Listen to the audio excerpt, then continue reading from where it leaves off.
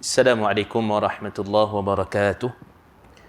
Innal hamdalillah nahmaduhu wa nasta'inuhu wa nastaghfiruh wa na'udzu billahi min shururi anfusina wa min sayyiati a'malina may yahdihillahu fala mudilla lahu wa may yudlil fala hadiya lahu. Asyhadu an la ilaha illallah wahdahu la syarika lahu wa asyhadu anna Muhammadan 'abduhu wa rasuluh. Allahumma shalli wa sallim ala Muhammad wa ala alihi wa ashabihi wa man tabi'ahum bi ihsani ila yaumiddin, amma ba'd. Semoga tuan-tuan yang dirahmati Allah Subhanahu wa taala, hari ini insya-Allah kita sambung balik perbincangan berkenaan dengan sirah, 40 sirah kitab ataupun buku yang kita gunakan itu. Dan hari ini kita masuk kepada kisah yang ke-17 lah. Kalau ikutkan, sebelum ni kita bincang tentang ummati-ummati itu kan, tentang kewafatan baginda Nabi SAW yang kononnya ada riwayat menyebutkan ummati-ummati, dan kita dah bincangkan pada sebelum ini. Baik, jadi hari ini kita pergi kepada, kalau ikut buku, muka surat 72, kisah yang ke-17, iaitulah kisah wanita yang menyediakan rotan untuk suami memukulnya seandainya dia bersalah seperti mana yang disandarkan kepada baginda Nabi SAW. Kan? Ataupun yang lebih tepatnya, cerita atau riwayat yang mengisahkan tentang wanita pertama masuk syurga, namanya Muti'ah. Namanya adalah Muti'ah. Dan adakah kisah itu benar? Dan kisah ni seingat saya waktu saya kecil-kecil dulu duk tengok TV apa semua, ustaz-ustaz ustazah duk cerita sebagainya, terlalu banyak kisah ini. Tapi rupa-rupanya dia bukanlah sandaran daripada kisah yang benar daripada baginda Nabi SAW. Jadi kita lalu sikit kisah ni, cerita ni, dan kemudian kita bincangkan beberapa persoalan, terutama isu-isu berkait dengan hadis ataupun perbincangan kita yang kita sirah yang kita sebutkan ini, insya-Allah. Okey. Riwayat yang sampai kepada kita adalah seperti di bawah. Pada suatu hari Sayyidatina Fatimah bertanya kepada Rasulullah SAW, siapakah wanita pertama yang bakal menghuni syurga? Maka pada waktu itu baginda Nabi SAW menjawab, seorang wanita yang bernama Muti'ah. Sehingga ramai juga letak nama anak ni Muti'ah, kan? Nama anak perempuan lah. Baik, Muti'ah ni maksudnya seorang yang taat, wanita yang taat lah, kan? Ta'ah tu, Muti'ah maksudnya ialah satu orang ataupun nama khusus untuk sesuatu perkara yang membawa kepada ketaatan. Jadi Muti'ah, wanita yang taat lah maksudnya. Baik, maka Fatimah terkejut, ternyata bukan dia seperti yang dibayangkan. Okay. Mengapa orang lain, walhal dia adalah puteri Nabi SAW? Maka timbul keinginannya untuk mengetahui siapakah Muti'ah itu, apakah yang diamalkan sehingga mendapat penghormatan yang begitu tinggi. Sesudah meminta izin daripada suaminya Ali bin Abi Talib, Fatimah berangkat mencari rumah Muti'ah. Puteranya yang masih kecil iaitu Hasan menangis ingin ikut, lalu didukung Hasan ke rumah Muti'ah. Apabila sampai ke rumah Muti'ah, Fatimah mengetuk pintu rumahnya dan memberi salam. Maka Muti'ah menjawab, "Waalaikumsalam." Siapa di luar? Terdengar jawapan yang lemah lembut dari dalam rumah itu, suara yang nyaring dan merdu. "Saya Fatimah, puteri Rasulullah SAW." Jawab Fatimah lah. "Alhamdulillah, alangkah bahagianya saya hari ini Fatimah sudi berkunjung ke rumah saya." Terdengar kembali jawapan dari dalam, "Kamu sendirian wahai Fatimah?" "Saya ditemani Hasan."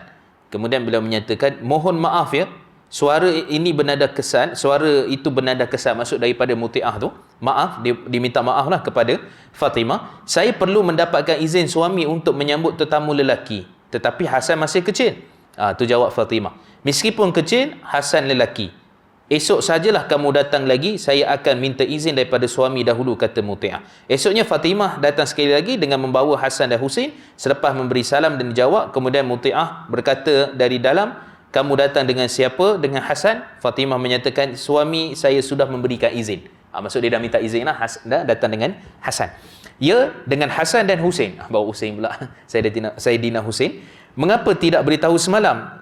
Yang mendapat izin cuma Hasan, manakala Husain belum mendapat izin." "Saya perlu meminta izin daripada suami," jawab Muti'ah. Balik sekali lagi. Kan? Macam kartun pula cerita ni kan. Okay. Hanya keesokan harinya barulah mereka disambut baik oleh Muti'ah di rumahnya. Keadaan rumah itu sangat sederhana, tidak ada sesuatu pun perabot ataupun benda-benda yang mewah. Namun semuanya teratur rapi, membuatkan tetamu selesa berada di rumah itu. Fatimah kagum melihat suasana yang menyenangkan itu, sehingga Hasan dan Husain tidak biasa di rumah orang, kali ini nampak asyik bermain. "Maaf ya, saya tidak boleh menemani Fatimah duduk kerana sedang menyiapkan makanan untuk suami saya," kata Muti'ah sambil terus menuju ke dapur. hampir waktu tengah hari, dia pun masak lah, okey, sudah siap semuanya dan diletakkan di atas meja, kemudian mengambil rotan dan diletakkan di sebelah hidangan. Ada cerita lain, dia kata rotan dengan susu. Kalau suami dia minum susu, okey lah. Kalau suami dia pegang rotan, nak pukul dia, maksud hari tu dia ada buat salah lah, ada buat silap. Okey. Kemudian Fatimah bertanya kepada Muti'ah, di mana suami kamu bekerja? Di ladang. Jawabnya, sebagai pengembala. Soal Fatimah bukan bercucuk tanam. Tetapi mengapa kamu bawakan rotan juga? Tanya Fatimah. Rotan itu saya sediakan untuk keperluan lain. Apabila suami saya makan, saya akan tanyakan sama ada makanan saya sedap ataupun tidak. Dalam riwayat lain kata, hari ni beres tak urusan rumah tangga ni? Kalau tak beres, ambil rotan ni pukul saya. Macam tu lah. Tak kemas rumah ke, tak masuk pinggan ke dan sebagainya. Itu saya ringkas lah ceritanya. Baik, kemudian selepas itu tidak akan terjadi apa-apa. Jika tidak sedap, saya akan berikan rotan ini kepada suami saya untuk merotan saya kerana tidak menyenangkan suami. Adakah suami yang menyuruh kamu sediakan rotan itu? Tanya Fatimah. Oh, tidak sama sekali. Suami saya seorang yang penyayang. Ia adalah kehendak saya sendiri supaya tidak menjadi isteri yang dahaka pada suami. Fatimah lantas meminta izin pulang. Dalam hatinya berkata, patutlah Muti'ah menjadi wanita pertama masuk syurga lantaran buktinya kepada suaminya begitu besar dan juga tulus. Jadi kita tengok sikit apa kisah cerita tentang cerita ni lah. Maksud daripada sudut pandangan para ulama. Syekh Hasan Al-Husaini, Syekh Abu Ihsan Al-Utaibi, Syekh Abu Tariq Ihsan Al-Utaibi menyatakan bahawa kisah ini adalah palsu. Kisah ini palsu, bukan rekaan, bukan ada sanad, palsu terus. Kan? Satu rekaan kepada Sayyidatina Fatimah dan juga kepada Nabi SAW. Maksud yang terbabit ini banyak ni. Kan? Yang terbabit ni ada 3-4 Hasan Husain sekali, kena tempiah sekali, kan? Suruh balik, tak balik dan sebagainya. Baik, pandangan para ulama mengenai riwayat ini lagi, demikian satu cerita yang tersebar. Dan namun ia adalah cerita palsu yang sampai kepada kita kerana ia bertentangan dengan hadis yang sahih daripada Nabi SAW. Nanti kita tengok hadis yang Nabi sebut 4-5 orang wanita yang awal-awal lagi dipanggil Sayyidat Ahlul Jannah, iaitulah wanita-wanita daripada ahli syurga. Maksudnya yang awal-awal masuk syurga. Nanti kita akan tengok. Baik, kemudian juga tidak ada riwayat yang sahih berkenaan kisah ini dan ia melibatkan perkara ghaib, iaitu penentuan syurga dan neraka seseorang, yang mana memerlukan dalil yang sahih. Berkenaan dengan wanita pertama kali masuk syurga, kami tidak menjumpai dalil sahih melainkan seperti riwayat di atas. Kami ni maksudnya ialah Markas Fatwa Syabakah Islamiah pada fatwa nombor 60,999. Ni fatwa Syabakah Islamiah ni, dia fatwa dekat internet. Jadi dia fatwa yang diuruskan oleh para ulama yang thiqah, terpercaya. Maka mereka ni sama ada soal jawab fiqh, soal jawab hadis apa semua, mereka akan jawab. Jadi kita kata terbuktilah, maksudnya riwayat ini tidak benar disandarkan kepada Sayyidatina Fatimah radhiyallahu anha. Okey, jom kita tengok sikitlah apa beberapa perkara tentang Sayyidatina Fatimah ni yang kita perlu tengok sebelum cerita ni. Baik, yang pertama sekali kita tengok kat sini. Biasanya famous ataupun terkenal Sayyidatina Fatimah ni dipanggil Zahra, Fatimatu Zahra. Ramai orang letak nama Fatimah Zahra, Fatimatu Zahra, yang mana asalnya Zahra ini dia tidak ada riwayat yang sahih lah yang menyatakan bahawa Fatimah itu diletak gelarannya Zahra. Kata Syekh Ali Al-Halabi rahimahullah, meninggal dah. Syekh Ali Halabi ni terkenal, pernah datang beberapa kali kat Malaysia ni, satu ulama hadis besar di Jordan. Baik, beliau menyatakan bahawa tak ada satu riwayat yang menyatakan nama Fatimah ni disandarkan kepada Zahra, melainkan ia datangnya daripada gelaran Syiah. Syiah yang panggil Fatimatu Zahra. Sama juga macam Mahdi Muntazar. Mahdi biasa dengar kan? Imam Mahdi lah. Depan ujung tu dipanggil Al-Muntazar, Mahdi yang ditunggu. Kita Ahlu Sunnah, kita tak tunggu Imam Mahdi. Al-Muntazar tu yang nama bagi panggilan tu adalah Syiah. Syiah lah dipanggil Al-Muntazar, Mahdi yang kami tunggu, mereka kata. Kan daripada apa, Muhammad bin Hasan Al-Askari, imam 12, yang ke-12 tu hilang, tu nanti akan muncul jadi Imam Mahdi, dia katalah. Kan? Okey. Dan kemudian kita bila sebut Saidina Ali, Fatimah, Hasan, Husain ni kita tahu.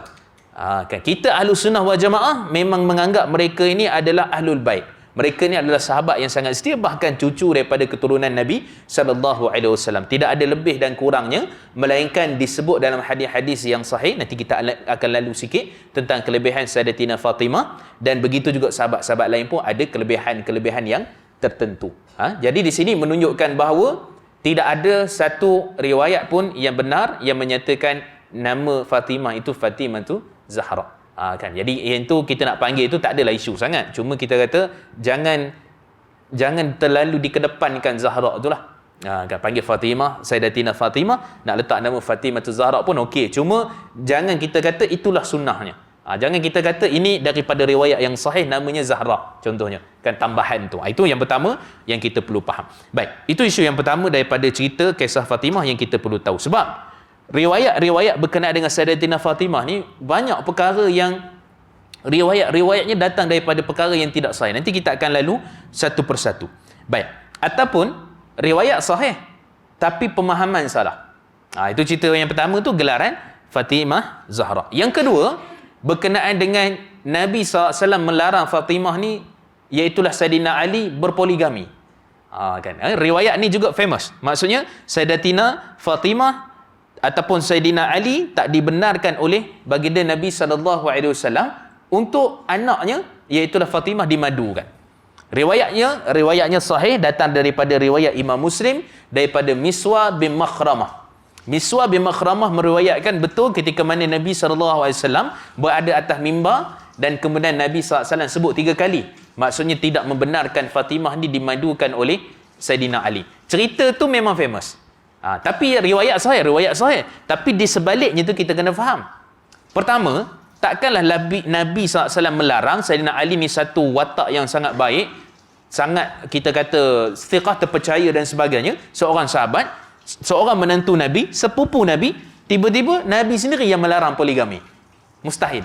Kerana Allah sebut dalam surah Nisa ayat ketiga tu, fankihu ma taba lakum minan nisa mathna wa thulatha wa ruba. Kahwinlah bagi kamu sama ada 2 ataupun 3 ataupun 4. Maksudnya daripada sudut syariatnya tak ada masalah. Tetapi persoalan yang ditimbulkan, kenapa Nabi melarang? Dan disebut pula dalam riwayat yang sahih. Cerita setakat itulah yang biasa kita dengar. Sebab kemuliaan Sayyidatina Fatimah punya kedudukan tertentu, maka sebab tu tak boleh dimadukan dan sebagainya lah. Sebenarnya satu yang kita kena faham, kata Syekh Masyhur bin Hasan Ali Salman, ni juga seorang ulama hadis besar, dia kawan baik dengan Syekh Ali Halabi. Syekh Ali Halabi meninggal awal sebab kena Covid. Saya ingat tahun lepas ataupun tahun sebelumnya. Dan kemudian Syekh Masyhur masih hidup lagi dan seorang yang sangat, dia asal Palestin tapi sangat hebat hafalan dia, ingatan dia dan sebagainya. Syekh Masyhur Hasan Ali Salman masih di Jordan, dan saya sempat juga jumpa dengan mereka ni. Sempat ikut daurah sikit, sempat ikut dia orang punya kelas-kelas dan sebagainya, sekadar mana yang saya mampu kan, sempat. Okey, jadi kata Syekh Masyhur bin Hasan Ali Salman, pertama sekali yang jadi wali kepada Sayyidina Ali itu ialah Nabi, sepupu. Kan? Sebab takkanlah Ali bin Abi Talib pula yang jadi sekian-sekian, sebab kan Fatimah tu anak Nabi. Maka Nabi lah yang mewalikan anaknya Fatimah radhiyallahu anha. Baik, itu sebab pertama. Maksudnya ada asas lah. Okay. Yang kedua, kerana timbul perkhabaran, timbul berita menyatakan bahawa Sayyidina Ali ni berkenan dengan anak Abu Jahal. Maka anak Abu Jahal ni perempuan, wanita, maka Nabi tak benarkan dia berkahwin dengan anak Abu Jahal. Itu punca dia. Kalau kita baca hadis tu, Sahih Muslim tu, kita akan tengok bahawa sebenarnya punca Nabi melarang Fatimah tu dimadukan tu sebab orangnya tu tak sesuai. Tak kena. Maksudnya pilihan itu juga Nabi sendiri dah nampak, Nabi sendiri dah tahu Abu Jahal ni siapa. Abu Jahal ni siapa. Maka sebab tu Nabi SAW tidak benarkan. Bukan sebab tak benar tu kerana menolak syariat poligami. Yang tak benar tu kerana pilihan tu silap dan salah, maka tak rela untuk anak Nabi SAW itu dinikahi ataupun Sayyidina Ali menikahi orang yang mana berbenci dakwah dan juga sunnah baginda Nabi SAW, termasuk Abu Jahal dan juga anaknya kan. Tapi anak dia lelaki tu, Ikrimah tu, masuk Islam akhirnya. Ikrimah bin Abi Jahal ataupun bin Abu Jahal lah. Okay? Ikrimah itu pun lepas perang Uhud dan sebagainya. Uhud tu dia serang Nabi ni. Uhud tu dia di camp Abu Jahal lah. Kan kalau kita baca sejarah Badar apa semua tu akan melihat kepada ketidakpuasan hati tu, nak repeat balik apa yang berlaku kekalahan di Badar, maka Ikrimah antara orang dia, Abu Jahal antara orangnya. Kan, dan seterusnya dah. Okay? Tapi dia kira macam tuntut bela sebab Abu Jahal mati dalam perangan Badar. Abu Jahal mati dalam Badar, tapi Ikrimah masih hidup, dia nak tuntut bela, maka dia dengan Abu Sufyan dengan apa semua ni, maka mereka nak repeat balik dalam Uhud. Okey. So maksudnya di situ ialah riwayat sahih tapi pemahaman tu tak dibaca dengan habis dan dia punya maksud sebenar tu tak difahami dengan betul. Itu maksud dia. Baik, yang ketiga kita tengok juga kat sini ialah berkenaan dengan riwayat yang sahih berkenaan dengan peminangan. Dikatakan Abu Bakar dengan Umar ni pun suka juga kepada Fatimah ni. Maka dikatakan mereka ni juga masuk meminang. Tapi ditolak oleh baginda Nabi SAW. Kan dalam banyak-banyak kitab sirah, seperti yang disebut dalam Zakhir al-Uqba, disebut dalam beberapa kitab yang lain, menyatakan bahawa sebab Nabi tolak tu kerana Nabi kata tunggu wahyu. Tunggu wahyu turun, baru aku berani buat keputusan kepada siapa aku akan kahwinkan Fatimah ni. Kan. Tapi kita kata tak ada riwayat yang kukuh berkenaan dengan Nabi tunggu wahyu tu. Cuma dalam riwayat An-Nasai dan Imam Ibn Hibban, riwayat itu statusnya adalah hasan, maksudnya boleh dipercaya, boleh dijadikan sebagai hujah. Memang betul khataba Abu Bakar wa Umar. Kan. Sayyidina Abu Bakar dengan Umar ni pernah mengkhitbah. Maksudnya nak bertunang lah. Mengikat pertunangan dengan Fatimah radhiyallahu anha. Tapi pada waktu itu, apa jawab Nabi? Wa innaha saghirah. Sungguhnya dia masih kecil, kata Nabi. Nabi tolak tu, maksudnya Nabi tak bagi tu kerana masih kecil. Sebab tu, kita kena faham. Mengikat pertunangan ni, satu cerita. Berkahwin tu, satu cerita. Kan, ikat pertunangan ni, kecil-kecil lagi bertunang. Sebenarnya daripada sudut agama, daripada sudut pertunangan waktu kecil ni adalah perbincangan hukum hakam fiqh. Dia isu bertunang tu lain, isu perkahwinan tu lain.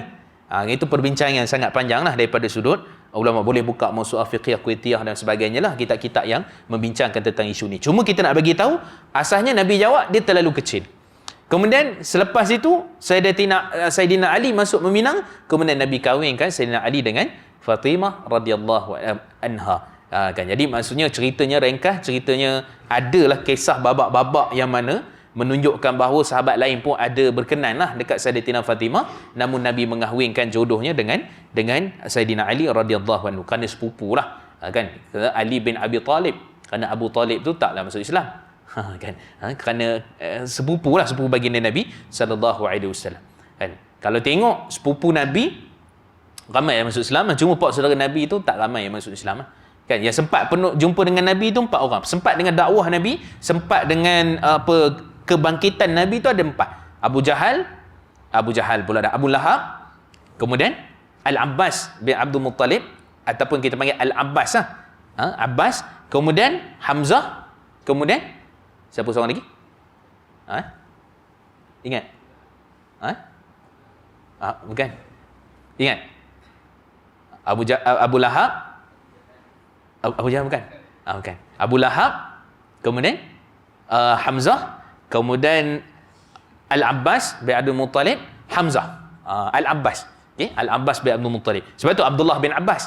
Kan, dipanggil Ibnu Abbas tu, sepupu Nabi juga. So 4 ni, dua masuk Islam, 2 tak masuk Islam. Hamzah wafat dekat Uhud, Hamzah bin Abdul Muttalib. Kemudian juga Al-Abbas bin Abdul Muttalib masuk Islam. Adapun Abu Lahab dengan Abu Talib tak masuk Islam. Okay? Jadi maksudnya di sini menunjukkan sepupu-sepupu Nabi ni, Ali bin Abi Talib, siapa? Abdullah bin Abbas, kebanyakannya sepupu Nabi tu Islam lah.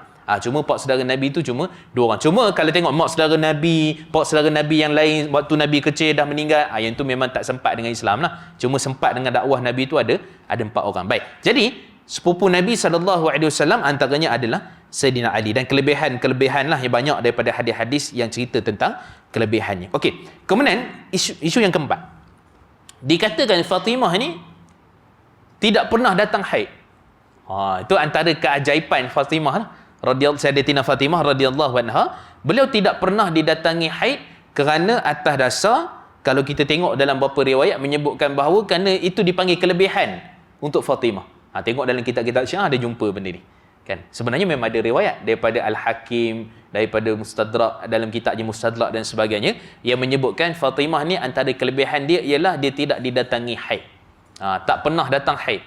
Kalau pergi perubatan hospital ni, dalam setahun tu kita kata sekurang-kurang sekali dia kena haid, ataupun 2 kali. Kalau tak, problem daripada sudut dia punya hormon, apa benda dalaman dia, organ dia apa semua ni, kena check dengan doktor.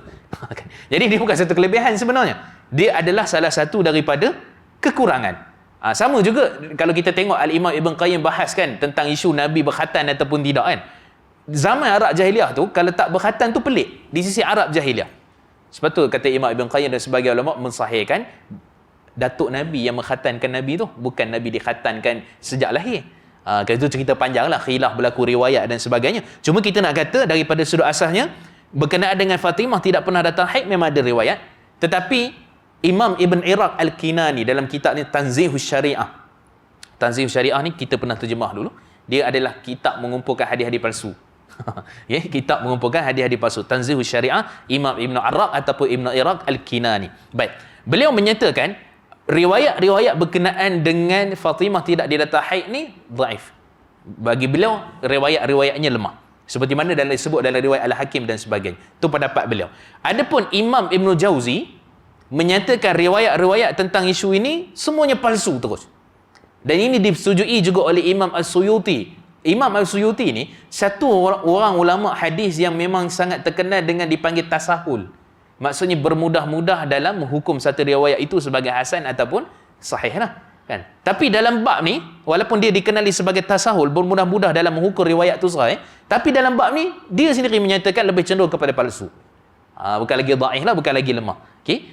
Sebab antaranya hujahnya juga dalam hadis riwayat daripada Sayyidatina Aisyah radhiyallahu anha, dalam hadis sahih riwayat daripada Imam Muslim, kan ketika mana Sayyidatina Aisyah pergi haji dan kemudian Nabi tengok tiba-tiba dia menangis. Kan menangis kan. Lepas tu bila mana tengok menangis tu dan kemudian Nabi tanya, Nabi tahu dah sebenarnya apa, tapi nak menyedakkan hati Sayyidatina Aisyah radhiyallahu anha, maka rupanya beliau didatangi haid. Maka dalam haji ni boleh buat semualah kecuali tawaf. Maksudnya dia kena tunggu suci baru tawaf. Suci tu maksudnya kalau katalah masih lagi dalam 13 14 Zulhijjah, berapa bulan-bulan haji lah, dia boleh tawaf, tak ada masalah. Dia boleh tawaf, selesaikan tawaf dan kemudian sa'i apa semua tu dia boleh buat. Cuma jadi isunya sa'i itu dalam Masjid Nabawi lah. Bila dalam Masjidil Haram, bila dalam Masjidil Haram ni kena suci ataupun tidak nak masuknya, itu persisihan yang sangat banyak di dalam fiqh. Cuma yang Nabi sebut illa an tatufa bil bait. Kan? Melainkan engkau tak boleh cuma tawaf. Adapun wukuf di Arafah, bermalam di Muzdalifah, kan duduk kat Mina, tu tak ada masalah. Sebab dia maksudnya duduk tu buatlah apa-apa yang orang dalam keadaan haid yang boleh dia buat, berzikir ke apa macam tu lah, kan zikir-zikir harian ke, hafalan-hafalan ke dan sebagainya, tidak jadi masalah. Yang tak boleh solat, kan tak boleh baca Quran, pegang Quran, tapi kalau apa yang hafal pun semua tidak jadi masalah. Baik, jadi waktu tu Nabi SAW sebutkan, jangan sedih lah, inna hadha amrun kataba ala banatil Adam, ala banatil Adam. Maka kata Nabi SAW, cerita ni, isu ni, maksudnya benda ni kamu tak payah nak sedih, kerana benda ni telah tertulis kepada semua wanita-wanita daripada keturunan Bani Adam. Daripada keturunan Bani Adam, maksud start daripada Hawa apa benda semua tu, isteri-isteri Nabi-Nabi terdahulu, sampailah semua sekali daripada keturunan Nabi Adam sampai kita, semua wanita akan kena haid, akan ada haid. Sebab haid tu dia banyak dia punya kelebihannya, daripada sudut ada anak ataupun tidak, ada nasab keturunan ataupun tidak, kemudian daripada sudut hukum, kan, dan bezakan pula haid dengan istihadah dan sebagainya. Ada hukum-hukum kelebihan bagi wanita tentang isu tu, dan mereka ada cuti dia lah, kan kita tak ada cuti, memang kena solat lah. Okay? Jadi maksud situ banyak kelebihan, cuma riwayat itu bertentangan tentang cerita tentang Sayyidatina Fatimah tidak kena haid. Jadi kalau pernah dengar tu bukan satu kelebihan, itu adalah satu kekurangan daripada sudut kedoktoran, perubatan juga satu benda yang tak okey, tak elok, tak baik untuk kesihatan wanita tu. Dia kena cek doktor, kena tengok bahagian-bahagian tertentu dan sebagainya. Baik, habis. Kemudian seterusnya, yang kelima, ada juga disandarkan kepada Sayyidatina Fatimah ni, beliau ni pernah minta emas daripada baginda Nabi SAW, maksudnya harta. Dan kemudian Nabi SAW bawa pergi ke perigi dan kemudian ditimba, ada emas dalam timba tu. Cerita tu pun famous juga sebenarnya, tapi mungkin kita jangan dengar lah, kan. Tapi daripada sudut asalnya, dia juga tidaklah ada cerita asas yang sahih daripada riwayat yang benar berkenaan dengan perkara itu, kan. Okey, habis. Kemudian seterusnya kita nak pergi kepada cerita Muti'ah tadi. Baik, maka disebut Muti'ah tadi, pertama ialah datang tu membawa Hasan dan Husain. Kan. Adakah Islam ni begitu? Maksudnya teruk sangat tu. Maksudnya budak kecil pun kena minta izin dengan suami, kenapa? Baik, sebenarnya asas untuk minta izin dengan suami ni memang satu kewajipan lah. Sama ada nak keluar rumah ataupun tetamu nak datang rumah. Kan itu memang kena minta izin dengan suami lah. Dan kena faham juga, maksud minta izin tu bagi tahu, dan kalau yang nak datang saudara mara pun semua tu izinkanlah kalau keadaan itu membenarkan kan. Tapi kalau keadaan tertentu mungkin sibuk kerja ke apa, mungkinlah ada alasan-alasan tertentu. Cuma kita kata daripada sudut asalnya, bab ini bukanlah satu bab yang boleh mengheret orang tertentu masuk syurga neraka ke, bab itu ini dan sebagainya. Sebab benda ni bab bertoleransi fiqh kan. Maksudnya suami isteri nak datang ke ataupun nak keluar ke, maka terutamanya suami perlu minta izin kan. Sehingga kan Nabi sebut dalam hadis-hadis yang sahih berkenaan dengan kalaulah aku suruh wanita itu suruh taat pada suami sehingga sujud di kakinya, maka aku akan perintahkan, kata Nabi SAW. Tapi bukan suruh sujud, tapi Nabi kata betapa tingginya lah ketaatan kepada suami. Sehingga kan Nabi sebut juga dalam riwayat Imam Ahmad, hadis yang hasan, Nabi menyatakan bahawa bagi wanita ni yang mana taat pada suaminya, salat 5 waktu, menjaga kemaluannya dan seterusnya,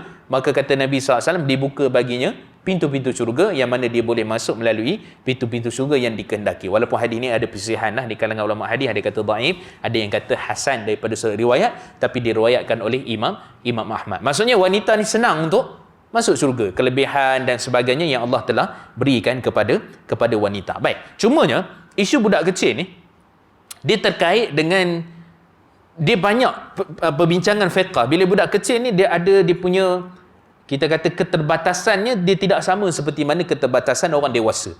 Daripada sudut auratnya, percakapannya, daripada sudut yang sekian-sekian dan sebagainya. Sebab tu kalau tengok pada perbincangan fiqh, tak kira lah mazhab Syafi'i ke Maliki ke Hanbali dan sebagainya, mana bagi kanak-kanak yang mana umur bawah 7 tahun ni dikira sebagai bawah pada umur mumayyiz lah.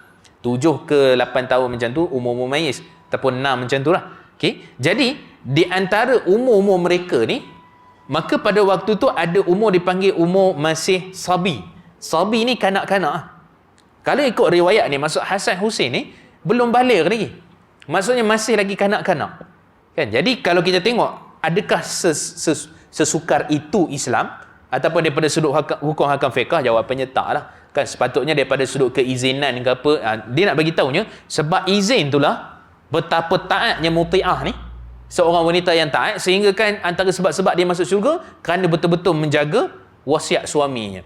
Betul, wasiat suami kena jaga dekat rumah apa semua, harta berlindung. Sebab tu Nabi sebut dalam riwayat Imam Al-Bukhari, apa dia, iaitulah bagi wanita ni dia adalah ra'iyah kan, dia adalah ketua bagi rumah tangga di rumahnya ketika mana suaminya tak ada. Dia jagalah harta suaminya, rumahnya, anaknya dan sebagainya ketika suaminya bekerja dan sebagainya. Jadi dia juga ada peranan sebagai ketua dekat rumah, suami juga peranan kepada semua, dan semua tu bermainkan peranan masing-masing kan. Jadi kalau kita tengok juga dalam perbahasan berkenaan dengan fiqh ini, maka kita akan nampak bahawa umur bagi kanak-kanak yang bawah 7 tahun ni dia tak ada lagi diterikat dengan isu aurat, isu apa dan sebagainya kan. Dia masih kecil lagi lah. Sebab tu Nabi sebut dalam riwayat Imam daripada Sayyidina Ali, juga dalam riwayat Imam Tirmizi, Nabi menyatakan bahawa tentang innallaha qad tajawa an ummati, dan dalam riwayat lain disebutkan bahawa cerita tentang khata' wa nisyan ataupun as-sabi kan, ataupun disebut juga as-sabi hatta yahtalim, kemudian al-majnun hatta yafiq, sehingga itulah orang yang gila sehingga dia sedar, budak kecil sehingga dia balik dewasa kan. Dalam riwayat tu sebut apa, rufi'al qalam al-ummati ataupun rufi'al qalam al-ummati thalasa, diangkat penulisan dosa bagi umat aku ni 3, budak kecil sehingga dewasa, orang gila sehingga dia sedar, dan juga orang yang tidur sehingga dia sedar, dia jaga kan. Jadi waktu tu contohnya apa, tertidur tak sedar solat, betul-betul tertidur. Jadi kita kata waktu tu dia tak berdosa, cuma wajib untuk dia ganti lah. Kan? Seperti mana dalam riwayat Imam Muslim, Nabi menyebutkan hadis yang sahih, fasalliha idza dzakaraha, maka hendaklah dia solat bila mana dia bangun dari tidur, dia sedar dia kena solat kan. Tapi dia berdosa, dia tak berdosa sebab dia memang sungguh tertidur kan. Tapi buat tidur berdosa kan. Okey, itu satu. Kemudian budak kecil tu maksudnya apa? Maksudnya kalau dia ni katalah contohnya dia membunuh, katalah contoh dia apa, dia tak terikat dengan hukum hakam, tapi daripada sudut bab-bab tertentu dia tak boleh dapat. Contohnya ada sebahagian menyatakan tentang isu pewarisan harta pusaka, kerana dalam hadis dalam riwayat Imam Tirmizi, Nabi kata al-qatil la yuwarith, pembunuh tidak boleh mewarisi harta pusaka kan. Ada beberapa riwayat yang lain lah. Cuma kita kata dari sudut asasnya Kanak-kanak ni dia lebih lagi dari sudut hukum, dia tak terlalu terikat sangat daripada sudut hukum. Bahkan kalau dia buat suatu hukum, contoh dia pergi haji, dia pergi umrah, mazhab Syafi'i kena repeat balik. Haji tu tertunai, maksud daripada sudut dapat pahala, tapi nak panggil haji tu haji yang melepaskan tanggungjawab dia sebagai mukallaf, belum. Dia kena repeat balik. Dia kena buat balik bila mana dia dah. Ini pegangan majoriti ulama sama ada Imam Malik, Imam Syafi'i, Imam Ahmad dan sebagainya. Maksudnya dia kena repeat semula. Sebab haji tu mesti wajib dia, apa dia punya syarat dia mesti balik berakal, kan. Tapi dalam bab tertentu juga para ulama bincang isu bab jual beli contohnya. Kanak-kanak ni asalnya yang mumayyiz dia tak boleh buat jual beli. Mazhab Syafi'i tak sah jual beli budak kecil. Tak kira lah beli gula-gula suruh dia pergi ni adik pergi bagi tu kat kaunter. Umur 6 tahun suruh bagi kaunter pam minyak. Macam tu. Kan cakap nombor 19 kuning. RM50. Dia pun pergi bagi. Kadang-kadang kita suruh anak kita dan sebagainya, kan. Jadi secara asalnya mazhab Syafi'i tak membenarkan. Kan? Tapi alhamdulillah Imam Ahmad dan sebahagian pandangan Imam Abu Hanifah mengharuskan kalau mana wali tu pantau. Ayah dia, ibu dia pantau tengok dia. Maksudnya apa? Tengok dia ni bagi-baki betul ke tak, contohnya lah. Takut berlaku penipuan, kezaliman dan sebagainya. Maka sebab tu kontrak muawadah. Dia panggil kontrak jual beli ni, budak-budak tak boleh jual beli. Beli kereta, beli rumah, beli apa dan semuanya, kan. Itu semua perlu kepada dewasa. Itu dia punya syarat. Adapun kalau dia pewarisan harta pusaka contoh. Dia tu kalau lahir je boleh dapat harta pusaka dah. Lahir je dia boleh dapat harta pusaka. Kalau mak ayah dia meninggal dunia dan sebagainya. Itu satu. Yang kedua, bab berkait dengan derma, sumbangan, hibah, hadiah apa semua, dia boleh dapat dah. Sebab tu tak perlu syarat kepada balik dan bakal. Sama juga zakat pun sama. Zakat fitrah. Zakat fitrah tu kena bagi kat anak tu ataupun bayar kat anak tu bila? Kalau maksudnya dia lahir tu pada bulan Ramadan sebelum tenggelam matahari pada akhir Ramadan. Maksudnya 30 Ramadan tu dia lahir pukul 5. Contoh. Bapak dia kena bayar zakat kat dia. Tapi kalau lahir selepas maghrib, maksudnya dah 1 Syawal, tak perlu bayar. Sebab Ramadan zakat fitrah terkait dengan dia punya Ramadan, bukan terkait dengan Syawal. Yang bayar Syawal tu itu sunat membayar sebelum hari raya solat hari raya pun tu sunat bayar situ. Tapi terikatan kewajipan dia tu ialah terikat sehingga terbenamnya 30 hari Ramadan. Maksudnya kalau lahir pagi raya tak perlu bayar. Kan. Tapi dia wajib bukan dia bayar, abah dia bayar. Kan. Jadi di sini nak ceritanya ada di sana sikit sangat hukum yang terkait, dia tu memang terikat dengan hukum dah, dia boleh dapat, dia boleh apa, tapi banyak hukum berkait dengan syariat dia perlu kepada balik. Termasuklah isu aurat, termasuklah isu apa kita kata pergaulan dan sebagainya, maka di situ tidak terlibat dengan berkait dengan balik. Jadi dalam kisah ataupun cerita ni dia sangat rigid lah. Dia sangat ketat sebenarnya, dan itu bukan daripada satu prinsip Islam berkenaan dengan perkara ni. Bahkan balik pula kan, bawa Hasan tak minta izin, yang Hasan tu bawa balik pula, besok bawa Husain pula tak minta izin juga, balik sekali kan, besok baru datang, baru bawa Hasan dan Husain. Kan, jadi kita kata ini satu kesusahan, satu perkara yang payah yang sepatutnya dipermudahkan. Okey. Sebenarnya cucu Nabi ni kita pernah bincang dulu kan, cucu Nabi ni ramai, tapi yang popularnya Hasan dan Husain lah. Zainab cucu Nabi, Ummul Kulsum cucu Nabi, kan. Apa ni lagi, antaranya lagi ialah banyaklah sebenarnya cucu Nabi SAW. Tapi yang popularnya dua ni. Tak tahu, mungkin dalam masyarakat kita suka mengangkat cerita Hasan dan Husain, tapi Ruqayyah contohnya tak ada. Ruqayyah juga cucu Nabi SAW. Kan, Zainab cucu Nabi SAW. Anak Nabi ada Zainab, cucu Nabi pun ada Zainab. Kan, Ummul Kulsum pun sama juga. Kan, dia lebih-lebih kurang je. Maksudnya nama cucu Nabi dengan anak Nabi lebih-lebih kurang. Tapi dia tidak diangkat daripada sudut yang lain. Wallahualam, agenda siapa pun saya tak pastilah. Cuma kita kata sepatutnya kalau kita tengok contoh cucu-cucu Nabi yang lain, ramai je yang meninggal tu, nak kata hujah meninggal waktu kecil, ramai je yang masih hidup tu dah dewasa, dah besar pun, kan. Taklah pun meninggal pada waktu kecil. Kalau kita tengok yang Nabi duk dukung apa semua tu, bukan hanya sekadar Hasan dan Husain, ada juga cucu Nabi yang Nabi SAW dukung, kan. Jadi kita nak kata kena jelas tentang isu ni, bukan hanya kepada Saidina Hasan dan Husain. Cuma daripada sudut Syiah, mereka memang mengangkat sungguh. Tapi mereka juga ada beza pendapat kot di kalangan ulama mereka, kan. Antara Hasan dengan Husain mana yang lebih, mereka kata Husain yang lebih. Sebab Hasan ni problem dia pergi serah penguasaan pada waktu kan selepas Saidina Ali, lepas tu Hasan, lepas tu diserah pada siapa? Muawiyah. Muawiyah ni Syiah memang anti lah. Patutnya bukan Muawiyah, dia kata bagilah Hasan tu, lepas Hasan Husain lah. Kenapa bagi Muawiyah, lepas Muawiyah pula bagi kepada anak dia kan, Yazid bin Muawiyah dan seterusnya lah. Jadi kita nak kata mereka ada sikit tak puas hati lah dengan Hasan, tetapi tetap dua tu diangkat oleh mereka, cuma lebih mereka adalah Husain.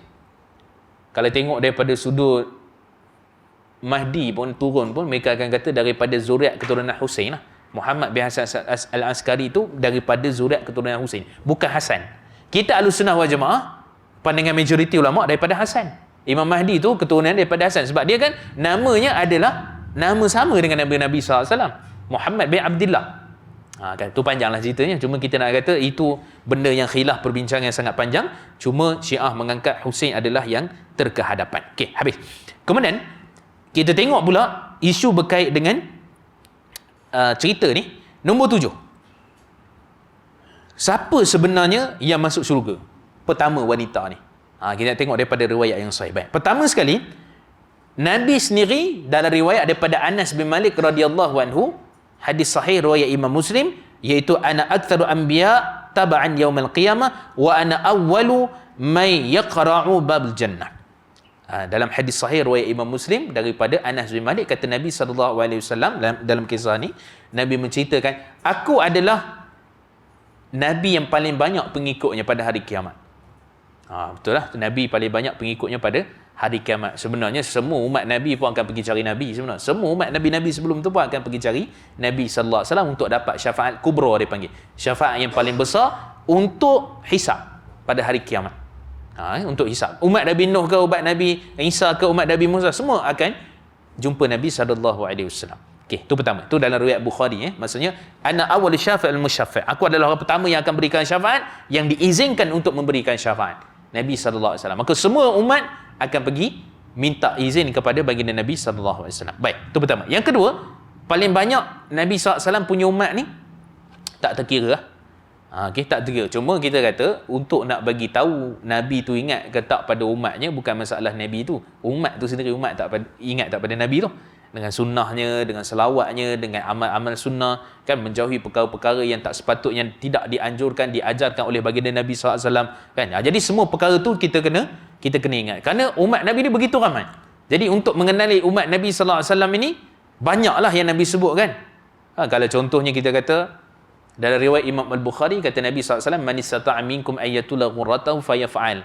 Ini dipegang oleh Abu Hurairah dan juga dipegang oleh Imam Syafi'i sendirilah mazhab kita. Siapa yang mana nak cahayanya memancar, maksud terkenal sebagai umat Nabi Muhammad sallallahu alaihi wasallam di hari akhirat kelak, maka bila dia ambil wuduk, dia lebihkan wuduknya. Maksud daripada sini dia lebihkan sikit. Kan, maksud daripada sini lebih. Maksudnya untuk kaki dengan tangan tu dia lebihkan sikit daripada parah yang sepatutnya. Kan memanglah Allah kata surah Al-Maidah tu, Allah menyatakan apa? Wa arjulakum ilal ka'bain, ataupun wa aydiyakum ilal marafiq, kata Allah. Itulah daripada tangan kamu sehingga ke siku. Ataupun wa arjulakum ilal ka'bain, daripada kaki kamu sampai ke buku lali. Tapi dalam hadis itu menyebutkan bahawa kalau nak lebih lagi cahaya hari akhirat, maka dia kena buat apa? Lebihkan sikit. Lepas tu Ibnu Umar sampai atas ni dia ambil. Kan? Ibnu Umar kan, kalau basuh dia punya tu, mata tu sampai masuk air dalam mata. Tu Abdullah bin Umar punya cara ambil air lah. Cuma riwayat menyatakan dia buta sebab mana berwuduk sehingga masukkan air ke dalam mata tu tak sahih, kata Imam Nawawi. Kan ada juga orang kata Abdullah bin Umar ni punyalah dia nak ikut sunnah sehingga dia ambil wuduk tu, masuk air sehingga dia basuh mata dia sampai buta mata dia. Dikatakan sebab buta tu adalah kerana berwuduk. Itu tak benar, tak sahih. Kan? Tapi nak cerita betapalah Saidina Abdullah bin Umar menjaga sunnah baginda Nabi sallallahu alaihi wasallam. Itu antaranya. Kan? Kemudian juga minum telaga Kautsar dan sebagainya, itu semua orang-orang yang mana datang kepada baginda Nabi SAW menghidupkan sunnah Nabi dan betul-betul menghidupkan agama. Maka yang itu yang dipanggil sebagai golongan Ahlussunnah wal Jamaah yang sebenarnya, yang menghidupkan sunnah-sunnah baginda Nabi SAW dan menjauhi apa yang Nabi tidak buat ataupun yang Nabi tidak suruh, tidak perintah. Baik. Kemudian wa ana awwalu may yaqra'u bil jannah, dan babal jannah, aku adalah orang yang pertama sekali yang akan membuka pintu syurga, mengetuk. Ya, qara' ni dikata ketuk, bukalah, masuklah maksudnya. Jadi Nabi SAW sendiri yang pertama akan masuk syurga. Kan mesti kita pernah dengar riwayat Sayyidina Bilal dalam syurga, kan? Itu sebelum Nabi masuk syurga lagi, Nabi dah bagi tahu lah. Kan contohnya apa? Zaid bin Amr bin Nufail darajatan fi jannah. Zaid bin Amr bin Nufail ni 2 darjat dekat syurga kata Nabi, dalam riwayat Imam Ahmad. Ataupun dalam riwayat Al-Hakim. Nabi dah tahu dah, yang ni masuk syurga, yang ni masuk syurga. Dengan tapak kaki Bilal dalam syurga. Hadis sahih riwayat Imam Muslim. Jadi seakan bertentangan dengan yang kata Nabi ni pertama masuk syurga. Kan maksudnya selepas berlaku kiamat ni, kita akan dapat faham manusia ni kedudukannya dia dah tulis dah. Syurga ataupun neraka tu dah ada kedudukan dia. Maksudnya setiap kita yang dah meninggal dunia ni, kan dalam hadis riwayat daripada Abu Zal Al-Ghifari ataupun Abu Darda, meriwayatkan dalam riwayat Imam Ahmad, hadis yang sangat panjang cerita tentang manusia ni bila meninggal dunia tu berjaya ke tak berjaya. Kan? Bila meninggal dunia tu ada malaikat datang bawa kain kafan daripada syurga, wangian daripada syurga dan sebagainya. Ni bukan pelipu lara, cerita betul. Okay, dalam riwayat Imam Ahmad, hadis yang sahih daripada Abu Zar, dan riwayat-riwayat ini kumpulkan banyak cerita tentang roh manusia ni bila dah meninggal dunia pergi ke mana. Kan? Jadi bila naik ke langit, dibawa roh tu naik ke langit, dibukakan pintu langit dan bertanya, roh siapakah si fulan dan sebagainya. Kemudian jawab, roh ni sefulan nama sekian-sekian dan sebagainya, terlalu wangi sehingga gempa gempita penduduk langit tentang roh yang sangat baik ni. Kemudian dibawa jumpa dengan Allah dengan Iliyin. Kan Iliyin ni tempat tertinggi lah di sisi Allah Subhanahu Wa Taala, dan kemudian dia ni sebab dah meninggal tu dah bawa kain kafan daripada syurga. Maka dah tentu dah kita dah tahu dah rizak kita. Kan sebenarnya cumanya kenapa kena ada hisab? Kena ada sirat, kena ada bersekian-sekian. Itu semua adalah kepada keagungan Allah Subhanahu Wa Taala. Kan sehingga kan Nabi sebut dalam riwayat Imam Bukhari, hadis sahih, Nabi menceritakan bahawa cerita tentang iza wudi'atil jinazatu ala anaqihim, bila mana jenazah tu telah diletakkan di atas bahu-bahu mereka, nak pikul ke mana? Ke kubur. Fa in kanat salihah qalat qaddimuni wa in kana ghaira salihah ya wailaha aina tadhhabuna biha. Kan kalaulah mayat tu mayat yang baik, maka dia akan kata cepatkan aku tu apa? Nak masuk kepada kubur alam barzah dengan manfaat-manfaat di barzah. Kan? Maksudnya dia ni memang ahli syurga lah. Tapi kalau dia ni di kalangan bukan orang yang soleh, dia kata ya walahi anna tasabun, alangkah celakanya aku hari ni, kamu nak bawa aku ke mana? Nak pikul aku ke mana?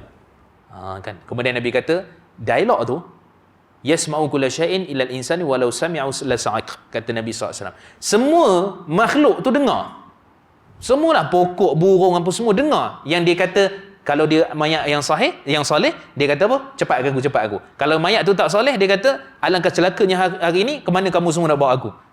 Manusia tak dengar, kata Nabi. Kalau manusia dengar, nescaya mereka akan jatuh pingsan, kata Nabi SAW.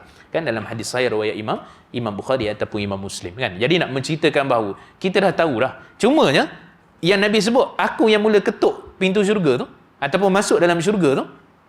Sebab tu para ulama bincang panjang tentang isu ni. Macam mana ada dah kata dah ada dalam syurga, kan? Contoh orang yang mati syahid dekat mana? Kan Allah sebutkan tentang mereka ni bergantungan apa semua dekat syurga. Dalam hadis riwayat Imam Ahmad, Nabi kata apa? Nabi SAW menyebutkan tentang innama nasmatul mu'min mu'allaqatun bi asjari jannah hatta yaj'allah ila jasadi yaumal qiyamah, kata Nabi SAW. Sesungguhnya orang-orang mukmin tu, orang yang soleh tu, roh dia tu bergantungan dekat syurga, dekat pokok-pokok dekat syurga, sehingga Allah kembalikan kepada jasadnya pada hari kiamat. Itu satu-satunya hadis yang diriwayatkan oleh 3 imam mazhab. Okay. Imam Syafi'i, Imam Ahmad riwayat daripada Imam Syafi'i riwayat daripada Imam Malik, daripada Ka'ab dan seterusnya, kan, kepada Nabi SAW. Itu dipanggil hadis yang 3 mazhab riwayatkan satu kali. Dalam riwayat tu ada nama imam mazhab. Cuma Imam Abu Hanifah tak ada. Okay. Cuma Imam Ahmad daripada Imam Malik, daripada Imam Ahmad daripada Imam Syafi'i, daripada Imam Malik. Okay. Jadi semua tu meriwayatkan dan kata bahawa roh tu dah dekat syurga. Di sini timbul perbahasan panjang di kalangan para fuqaha tentang isu ataupun para ulama hadis, bagaimana pula yang kata Nabi SAW ni masuk syurga awal, sedangkan dalam syurga dah ada orang, dah ada roh, dah ada apa. Maka kesimpulannya, saya tengok Imam Al-Ghazali antara yang bagus dalam kesimpulan ni. Imam Ghazali sendiri menyatakan bahawa sebab masuk syurga ni paling terbaik adalah roh dengan jasad. Roh tu insya-Allah, roh orang baik, orang mukmin ni ada dekat syurga lah. Cuma bila dia meninggal dunia lah, dia dapat taman-taman syurga apa semua tu. Cumanya daripada sudut nak kata nikmat syurga yang kita dapat, makan buah, roh tak makan buah. Boleh faham tak? Roh tak makan buah, roh tak boleh melihat Allah apa semua. Tapi bila mana dibangkitkan, roh tu dikembalikan semula kepada jasad, kita hidup macam biasa ni, dekat syurga tu macam tu keadaannya. Manusia akan hidup dengan roh dengan jasad dia. Sebab tu dalam neraka pun diazab bukan sekadar roh dengan jasad, dua-dua sekali. Kan roh, jasad, emosi semua sekali diazab oleh Allah Subhanahu Wa Taala. Tapi kelebihan dekat syurga pun semua roh dengan jasad semua akan menerima. Maksudnya bersatu roh dengan jasad tu, itulah yang sebenar hakikat masuk syurga. Maka yang bersatu roh dengan jasad tu, yang betul-betul Nabi SAW tu, roh dengan jasad Nabi SAW masuk syurga. Kan ada pun kita roh dengan jasad lah, tapi roh orang beriman, roh para anbiya, kan roh orang-orang saleh, orang-orang mati syahid, semua kat syurga lah. Cuma yang itu tak ada kenikmatan yang sebenar selain bersatu roh dengan jasad dekat syurga. Itu Imam Ghazali punya perbahasan lah. Cuma tuan-tuan nak baca, nak kaji lagi, nak tengok persoalan isu roh dalam syurga, kan persoalan bersatu jasad semua tu, boleh kaji dan boleh tengok lagi. Okey. Kemudian akhir sekali kita nak azan dulu. Kita sikit lagi. Okey. So hadis riwayat daripada Sayyidatina Aisyah radhiyallahu anha menyatakan bahawa hadis ini riwayat Al-Hakim, kata Imam Zahabi sahih dalam di atas syarat Imam Muslim. Okey, maksudnya sahih lah, hadis ini sahih. Iaitulah sayyidatun nisa'i ahli jannah arba', Maryam binti Imran, wa Fatimah binti Rasulullah sallam, wa Khadijah binti Khuwailid, wa Asiyah. Okay. Maksudnya ketua daripada wanita ahli syurga ni, yang awal-awal masuk syurga ni, ialah 4 orang. Yang pertama sekali adalah Khadijah binti Khuwailid. Yang tu tak payah cerita dah, memang confirm lah. Okay. Kemudian Fatimah radhiyallahu anha. Kemudian juga Maryam binti Imran. Siapa Maryam binti Imran? Ibu Nabi Isa alaihissalam. Kan, Isa bin Maryam. Jadi kita kata itu satu kelebihan yang Allah bagi. Kalau kita baca pun, kalau kita tengok surah Maryam, macam mana kesusahan, kepayahan dia, kan, tentang isu dia nak ambil pokok, nak ambil buah kurma, kesusahan, kepayahan dia, kita akan tahu memang layaklah untuk dia ni antara wanita ahli syurga yang awal-awal. Okey. Kemudian juga yang keseterusnya Asiyah isteri Firaun. Kan. Cuma cerita tu panjang lagi lah, cerita tentang tengah sikat Masyitah, tungkal sikat isteri Firaun ke, bagaimana Asiyah dan sebagainya. Tapi kita nak cerita, tak semualah kita kata isteri kepada orang yang jahat ni dikira jahat juga. Sebab Firaun yang paling teruk lah kita kata, tapi isteri beliau beriman kepada ajaran yang dibawa oleh Nabi Musa AS. Kan begitu juga dengan isteri-isteri lain. Ada juga isteri yang ingkar, isteri Nabi Nuh, tak naik kapal, kan, tak ikut Nabi Nuh, dakwah Nabi Nuh alaihissalam dan seterusnya. Kan begitu juga dengan isteri Al-Aziz. Cuma dia taklah sampai kufur, cuma dia cerita tentang Nabi Yusuf alaihissalam tu, yang dipanggil Zulaikha tu, kan. Jadi sebab tu pun satu cerita pun tak betul, macam mana Zulaikha boleh berkahwin dengan Nabi Yusuf alaihissalam. Seperti mana diriwayatkan daripada kad kenduri kahwin. Kan? Satukan Yusuf dan Zulaikha, seperti mana satukan Muhammad dengan Khadijah, seperti mana Yusuf dengan dan seterusnya lah, kan. Okay, itu tak betul. Sebab pertama, Imra'atul Aziz ni masih isteri orang. Dia isteri pembesar Mesir Al-Aziz tu.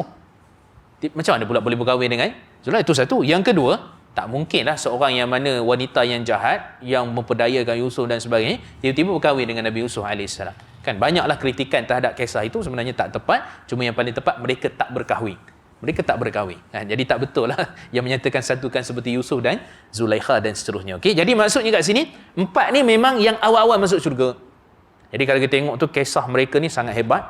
Macam mana kehidupan mereka, macam mana dia punya menyebarkan ajaran agama itu sendiri dan sebagainya, maka banyak kelebihan, maka yang itu dijamin oleh Nabi sallallahu alaihi wasallam dalam hadis riwayat daripada Sayyidatina Aisyah radhiyallahu anha. Cuma kita janganlah kata apa, mungkin kita tertanya-tanya bagaimana pula dengan isteri Nabi yang lain, ataupun wanita-wanita Ummu Sulaim contohnya, ataupun mak susuan Nabi dan sebagainya lah, kan, Thuwaibah ke, yang ni tak masuk syurga. Kita kata semua masuk syurga. Cuma kita kata daripada sudut kedudukan tu, setiap orang ada kedudukan, kelebihan masing-masing. Hak ni Nabi Jami macam ni, hak ni Nabi Jami macam ni, hak ni kelebihan macam tu, hak ni kelebihan macam tu dan sebagainya, yang mana Nabi sallallahu alaihi wasallam sebutkan dalam hadis-hadis yang sahih. Wallahu alam. Saya ingat kita berhenti dulu kat sini lah, insya-Allah. Ada persoalan, ada perbincangan? Okey. Boleh.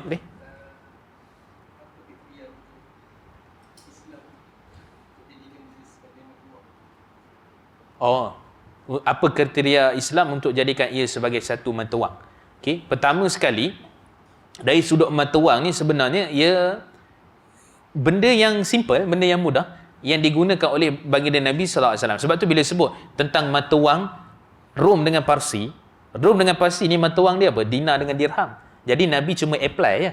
Nabi apply saja pada zaman Nabi, dan saya pernah sebut dulu, teringat saya lah, zaman Sayyidina Uthman baru tempa duit yang nampak macam Islamik sikit.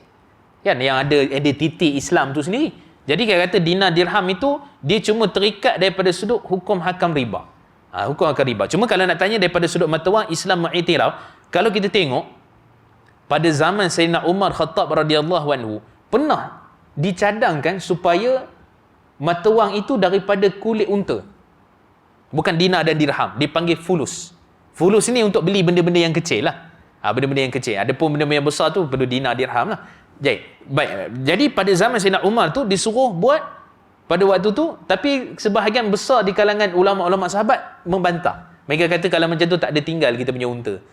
Semua dia jadi mata wang. Kan unta sikit potong dia punya tu, keringkan, kulit unta jadi mata wang. Kan? Zaman Imam Malik, sehingga Imam Malik menyatakan kalaulah kulit unta tu sendiri dijadikan sebagai ataupun kulit kambing dijadikan sebagai mata wang, nescaya ia adalah mata wang.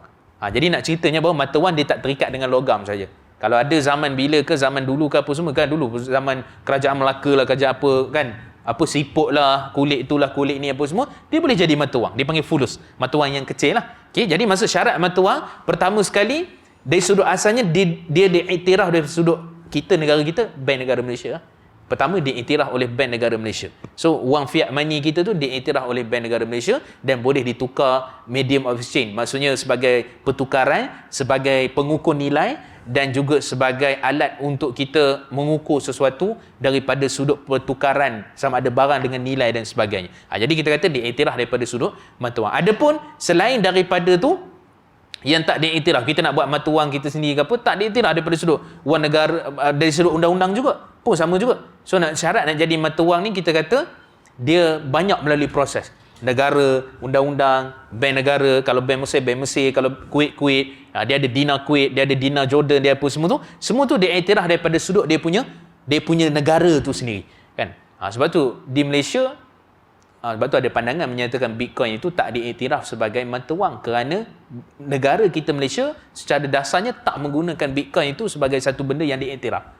Kan? Sebab tu sebahagian kata ia adalah aset, dia bukan mata wang. Okay, jadi nak menunjukkan bahawa sebenarnya bila dia diiktiraf dari sudut undang-undang, legal dia, dan kemudian diguna pakai secara menyeluruh dalam masyarakat, dan kemudian dia juga adalah kita kata pengukur nilai, medium of exchange tadi untuk pertukaran, maka dia diiktiraf sebagai mata wang. Bila diiktiraf sebagai mata wang, maka semua kebanyakan para ulama, kalau tengok kesatuan ulama Majma' Fiqh sedunia, kalau tengok pandangan Syekh Mahyuddin Ali Al-Qurahudari, satu ulama besar juga, Syekh Musaffar Bura, dan majoriti kebanyakan ulama, dia terikat hukum hakam riba. Maksudnya duit kertas ke, duit dolar ke, duit apa yang bukan emas dan perak, bahkan tak ada sandaran pun kepada emas dan perak. Tak syarat mesti sandar kepada emas dan perak, dia tak syarat. Sebab tu ada orang kata, kalau macam tu kita tak ikut sunnah. Nak ikut sunnah apa? Rom Parsi dah guna dah mata wang tu. Maksud Nabi cuma guna je, apply je kan. Zaman dulu sebelum tu dah Nabi pakai serban apa semua. Zaman Nabi pakai serban juga daripada para sahabat. Jadi bila kita nak pakai tu, kita ikut tu sunnah Nabi, kita dapat pahala. Cumanya kalau kita kata itu Nabi yang perkenalkan, Nabi para sahabat yang tempa, maka tak tepat kan. Sebab tu tak apalah ada orang kata nak gunakan balik dinar dirham, tapi kita kata sangat sukar pada zaman sekarang. Dia boleh jadi aset tapi mustahil untuk jadi mata wang, melainkan satu dunia terima ia sebagai satu mata wang. Yang nama dinar tu memang dinar tu daripada emas, tapi kadang-kadang dia bukan dinar pun, duit kertas juga. Dinar Jordan, duit kertas semata-mata, sama macam kita fiat money kan. Tapi kita kata syarat-syarat jadi mata wang itu diberikan macam itulah lebih kurang. Cuma bila dia dah jadi mata wang, dia terikat hukum hakam riba. Zakat kena keluar zakat. Kalau kita nisab di Selangor, di wilayah ni 20,000 lebih, maka kalau kita ada duit tu, sebab tu bagi geng-geng dinar dirham ni, saya tak tahu dia orang keluar zakat macam mana. Sebab mesti zakat tu mesti dinar dengan dirham je, maksudnya duit yang mereka guna. Tapi fiat money ada sebahagian tu pula mereka kata tak perlu keluar zakat. Sebab apa? Sebab dia bukan dinar dirham. Maka kita kata pening macam tu, tak keluar zakat. Lepas tu tak ada terikat hukum hakam riba. Kalau kita bagi orang pinjam 1,000, kita cas 1,100, tak ada masalah, dia tak bukan riba. Kita kata itulah riba, kerana dia juga mata wang, dia juga boleh melindung nilai, ditukar melalui nilai, dia juga adalah sebagai pengukur nilai, maka semua itu adalah salah satu daripada syarat menjadikan ia sebagai satu mata wang. Wallahu a'lam. Ada soalan lain? Ya.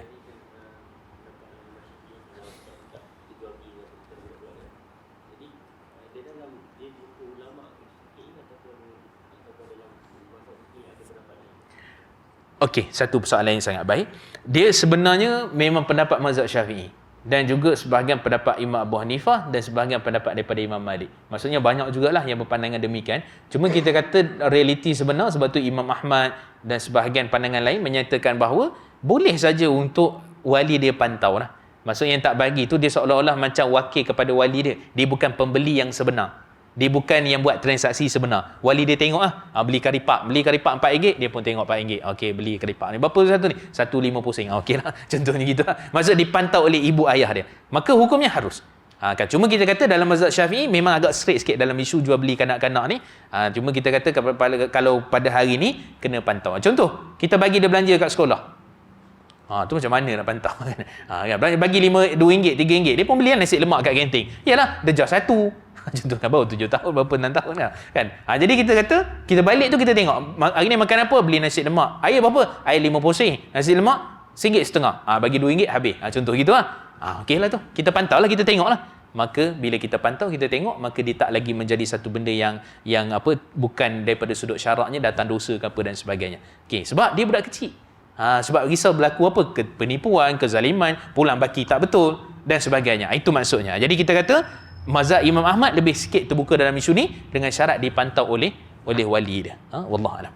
Tu banyak tu dalam mana-mana kitab fiqh mazhab Syafi'i kita akan jumpa syarat bagi pembeli penjual mesti baligh, berakal. Kita akan jumpa benda tu. Wallahualam. Ada soalan? Habis? Okey, kalau tadi kita berhenti dekat sini, insya-Allah nanti kita sambung lagi. Minta maaf sikit tuan-tuan sebab isyak kita pun dah lewat sikit kan.